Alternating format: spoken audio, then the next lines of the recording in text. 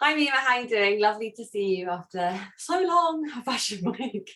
Yes, hi Georgie, it's so nice to see you, and it has been long, so hopefully I will remember something when you ask me questions. You'll be absolutely grand, I'm sure. The main thing I wanted to chat to you about, because I have a feeling it's something that we're both going to be quite impassioned by, is the fact that kind of this felt like the first fashion week where everything kind of blipped back to normal. In previous conversations, you and I have spoken quite candidly about how refreshing it was to see fashion film and seeing designers think outside the box.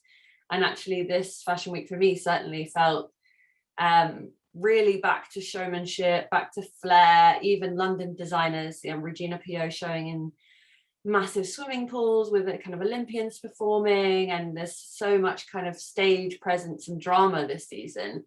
For me, I think very excited to see that, but also there's a bit of a disconnect certainly for my kind of peers and journalists who kind of spent lockdown rethinking what fashion means to them and how do I feel about this, and actually, okay, this has been a good period of time to reflect, and what's my place in the fashion industry, and are we doing the right thing? And so to see Fashion Week go straight back to the hustle, the bustle, the glamour, the drama, the fuss, felt a little bit at odds to me. So that was my monologue. How have you felt looking back across the fashion weeks? Well, you're certainly opening a widely open gate with me, because I was thinking about this yesterday when I was studying a little bit what went on, especially in Paris. And for me, the answer is that it's very much back to all same, which is a little bit disappointing, but also what can be actually different. You know, we still need to present clothes and sell clothes and produce fashion, which is the main objective of all this. But what happened for certain brands, and we're probably going to discuss them, is that the wall between fashion and entertainment has come down, definitely, you know. And I'm thinking, and that's, for me, it's a good thing. I'm thinking Marni in Milan did it beautifully. Of course, Balenciaga in Paris, I guess even people that don't care about fashion found that out. Probably Valentino did it by mixing, you know, the town, the city with the show, a little bit Gabriella Hearst for Chloe. So but entertainment was more probably Marni and Balenciaga in the real sense, you know, but that is a little bit at the expense of the clothes, of the collection themselves. And so I wonder, is it right? And I think those that really do it in a winning way and the best way are two young people, and are Marine Serre and Tebe Magugu, where they put the collection into real life and real people. So it's not a fake real life, fake real people, but it's real. I mean, the film of Marine Serre, I didn't think it was possible, but even was better than the one of last season. It was so beautiful, full of emotion, full of realness more than reality. And Tebe, you know, with his mother and aunt and you know, the clothes of the past becoming clothes of now, you know, with this narrative about upcycling that Marine does beautifully, and Gabriella Hearst, by the way. So for me, the real new is that, you know, is the way of managing to use new techniques to save the world and the planet, and put them in a modern way, in modern, beautiful clothes that you actually see. Because what Demna did with Balenciaga was absolutely extraordinary. I mean, from the red carpet that the people didn't know, and the, you know, the sarcasm about that, and that beautiful Simpson short, that was absolutely extraordinary. But do I remember the collection? Not really. And so I wonder, you know, like when you have a beautiful ad, but you don't know the brand. So that's my monologue. I think there's two really interesting points there, because it's kind of a version, for me anyway, I love the Balenciaga, but it feels like hype. It feels like it's superseded for social. It's really witty, dry commentary, kind of veering towards what Demna kind of does, Vetements energy. But yeah, as you say, you don't remember the clothes, but then the Marine Serre, the Tebes, that kind of thing. What I think we connect with is the familial style of it. It feels real to us. It feels like something we could relate to, whereas The Simpsons is this fun, amazing fashion fantasy. And that's fantastic for a finite moment, but there's longevity in the former. Marine, Say and Tebe will still have that emotional pull on the rack. We'll still have that emotional pull when we're wearing it. We'll think of those things together. But yeah, I think it's quite interesting that there was lots of people doing kind of big things this season. Particularly for me, I felt I couldn't tell whether it was everyone was so excited just to get back to the runway and kind of flex their muscles, or whether it was, I don't know, or whether it was a chance to say, hey, look at me, don't forget about me. I think mine was quite a good combination of both. I think, of course, I mean, the excitement of being able to get out of our houses was translated into overly sexy.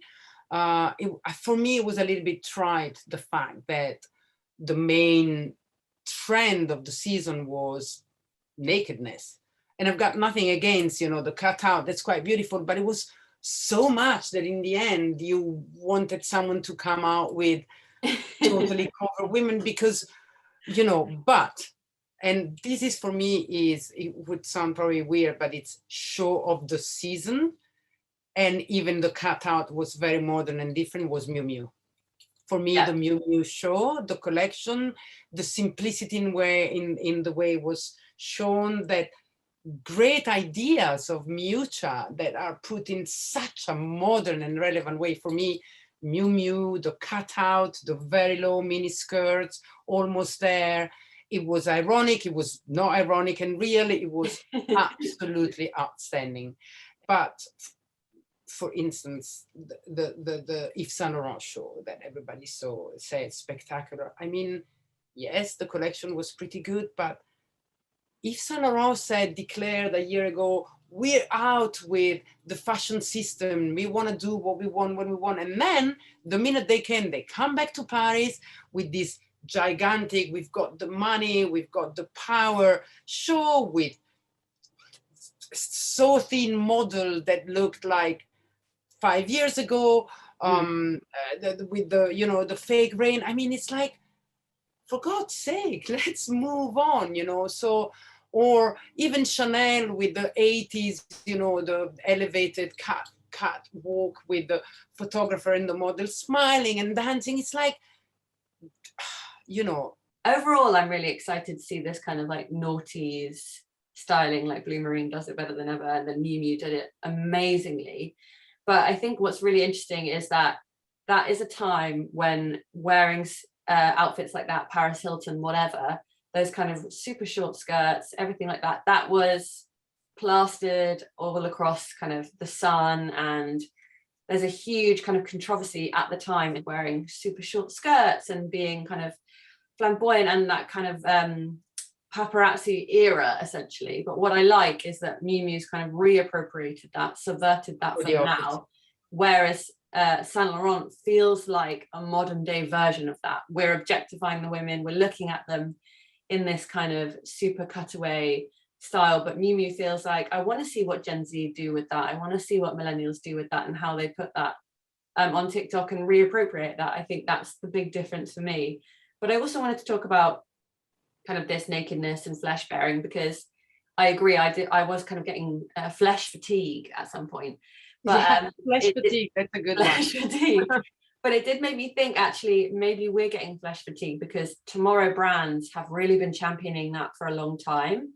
And if we look at kind of the Tomorrow brands across the schedule, Coperni, Ottolinger, Nensi de Jacka, they've always been doing cutaways. They've always been kind of introducing sexy into the schedule for a long time. So I had to check myself, and then I was like, actually, I think it's because it's something that we're faced with every day. Can I pick up on what you just said? Because it's very true. And let's talk about Nancy, Ottolinger, and Coperni, who for me, and I'm really trying not to be biased here, but the three of them had an extraordinary evolution within what they are. Yes. So the three collections were so much stronger and so much more evolved and so interesting in their maturity, but keeping who they are. And actually they're bang on the trends. Yeah. And I mean, Nancy, especially, you could see she won a prize, and she is more confident probably. Her casting was extraordinary. The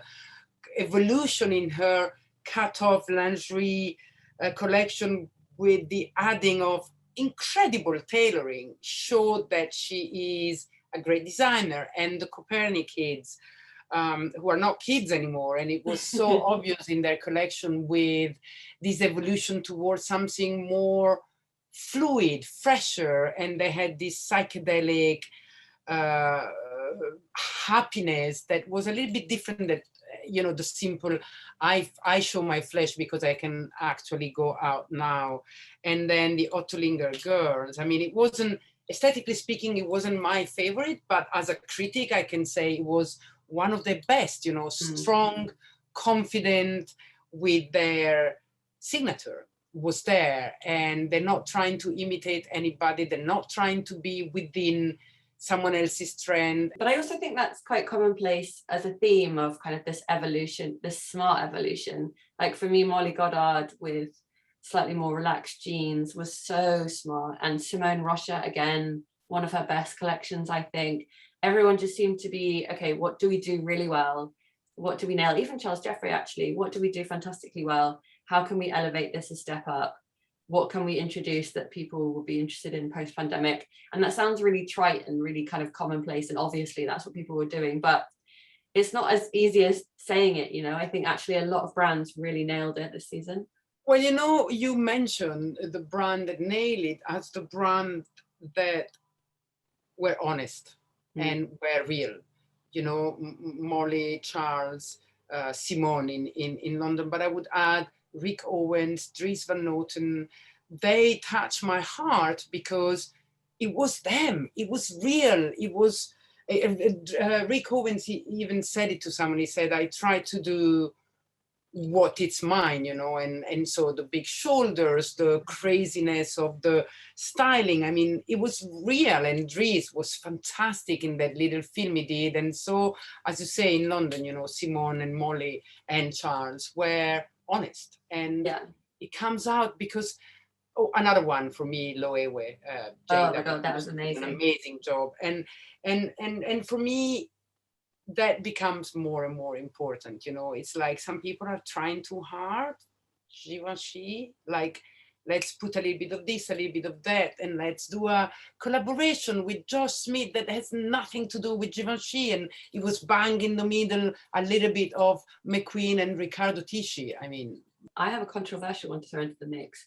You know how much I love Daniel Lee's Bottega, but this issue 3 I found really underwhelming. He was really trying too hard with the kind of celebrity input and rinsing the Bottega colors now that we know is this kind of Kerry green and peachy toned. And I agree. See, I even forgot it. You know, I was writing down my highlights, and are all people that you also mentioned, and it's not by chance that these are the ones we remember because they were honest. And I would like to mention Shangxia by Wang Li. I thought it was a fantastic collection, simple, pure, not trying too hard. It's first a little bit maybe safe, but really good. And then I would like to mention Georgie, who did a fantastic collection in a simple setting. You know, these people are confident. They have good clothes, that it's them, and they don't need to give us fake rain and fireworks to believe it. On this note, what did you think of Versace does Fendi and Fendi does Versace? Okay, so I just don't know if we need it. Did the world need a collection with Fendi and Versace? I just don't think so. And it feels like a pet project that Kim was really excited to do. And that's great, cool. But do we need it? No. And when two brands like that have such huge identities, such huge logos, do we need to merge them? Do they merge naturally without it feeling like two logos just smashed together? And I'm a bit sad. By the way, Balenciaga and Gucci have done it before. Exactly. And I always think of Kim as this kind of leader of the pack when it comes to collaborations and innovative ideas. Also, I think there is a thing to say where everybody, you know, has been talking about sustainability and we will change, we're getting better, and then collections are still long and full of looks, and then we need another one from two brands that already have a big collection, or like, you know, the Miss of Hermes that everybody's talking about, getting 50 cars to an airport and showing a private, I mean, ugh, you know, Yeah. let's stop talking about sustainability if we don't do things like Gabriela Hearst, you know, who she's been criticized because they say, oh, the collection was, but it's not true. You know, it's about texture. It's about showing what you can do with upcycling. It's about really doing what you talk about to get PR, but then doing it. And so kudos to her. Yeah, I mean, I'm not a huge fan of Gabriela Hearst, you know that, but I absolutely can't argue with your statements. I mean, what she does, yeah. Yeah, I can't argue with what she does. I think it's a real shame that so much of the conversation, certainly we were having, and I feel like the industry was having in the lead up to Fashion Week opening, was we want change. We're so excited to see this happen. People making dramatic changes. You've had all this time. I think it would feel a lot easier to swing back into the norm if 50% of the shows had said, we're going to do this, or we're cutting the seating down because we want to keep, you know, our sustainability numbers to an appropriate level, or whatever. But it's still the minority that are making an impact, and it's just a shame. I think I would feel a lot more impassioned about Fashion Week if there was a dramatic change coming back.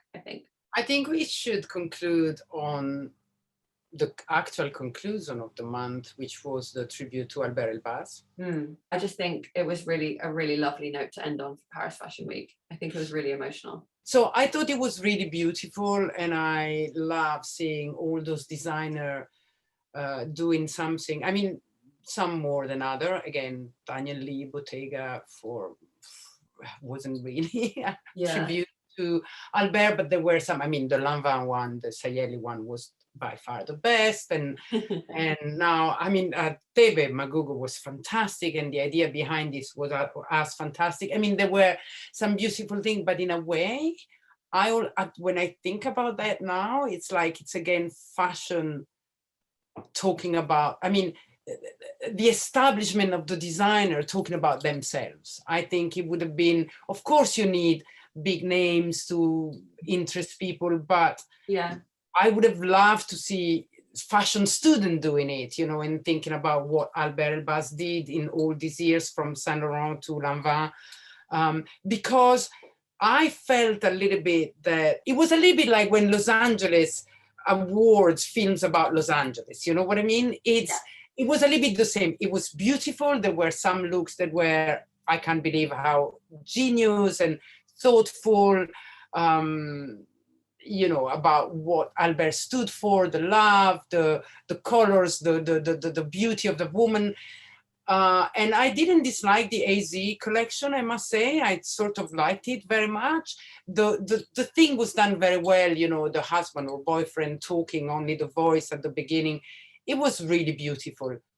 But I would have wanted to see some new faces in there, or some people unknown doing something beautiful for Albert, because there are some unknown fashion student or just graduate or number twos in Atelier that have great ideas. And that's my only thing. But yes, it was a beautiful end of the month.